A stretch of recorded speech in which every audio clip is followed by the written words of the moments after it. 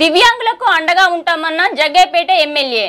జగ్గయ్యపేట శాసనసభ్యులు శ్రీరామ్ రాజగోపాల్ తాతయ్య నివాసంలో జగ్గయ్యపేట నియోజకవర్గం దివ్యాంగుల అధ్యక్షులు వడ్డెపూడి ఉమామహేశ్వరరావు ఆధ్వర్యంలో శాసనసభ్యులు తాతయ్య చేతుల మీదుగా గండ్రాయి గ్రామానికి చెందిన పసుపులేటి వెంకటేశ్వర్లు అనే దివ్యాంగుడికి 3 చక్రాల సైకిల్, జగ్గయ్యపేట ఎన్ఎస్పీ కాలనీకి చెందిన జల్లు విజయారావు అనే దివ్యాంగుడికి కృత్రిమ కాలు అందజేశారు. ఈ సందర్భంగా శాసనసభ్యులు తాతయ్య మాట్లాడుతూ ఇలాంటి సేవా కార్యక్రమాలు చేయడం చాలా సంతోషంగా ఉందని, ఈ కృత్రిమ కాలు 3 చక్రాల సైకిల్ తీసుకొని రావడానికి ప్రయత్నం చేసిన దివ్యాంగుల అధ్యక్షులు వడ్డెపూడి ఉమామహేశ్వరరావును మనస్ఫూర్తిగా అభినందించారు.